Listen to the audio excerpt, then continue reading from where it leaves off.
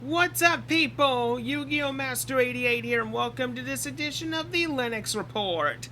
Linux dominates supercomputing. The Linux operating system runs all 500 of the world's fastest supercomputers, which help to advance artificial intelligence, machine learning, and even COVID-19 research. And there's a little bit of information down there that pretty much I just mentioned. Linux began its life in 1991 as a personal project of Linus Torvalds, who was 21 at the time. I first became aware of it several years later while working at Johns Hopkins University's Physics and Astronomy, where I managed the department's network and a number of servers with the help of a couple grad students.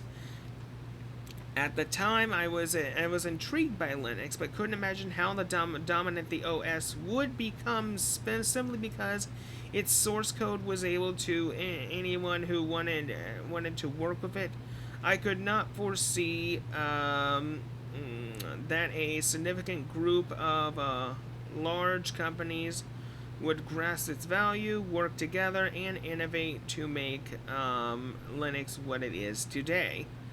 Intense collaboration was key to success, including contributions from countless individuals and organizations. That includes IBM, Intel, NVIDIA, Red Hat, Samsung, SUSE, and many others. The success of Linux can be also attributed to the fact that it is open source, non-proprietary, and extendable.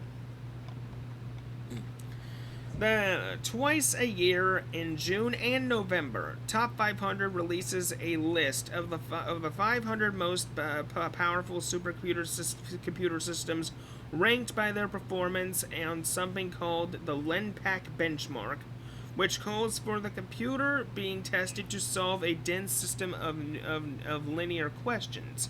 I have heard it said, though not being able to verify, that Linux runs on more 90% of public clouds, more than 60% of embedded systems and IoT devices.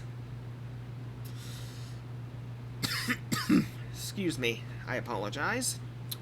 As much as 99% of supercomputers and more of 80% of smartphones.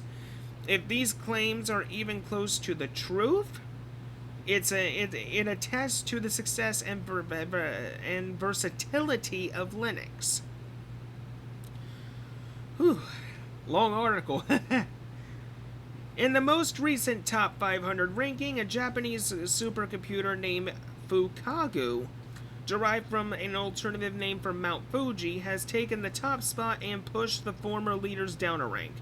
Fukagu was co-developed by Raikon and Fujitsu and uses Fujitsu's 48-core A64FX ARM chip.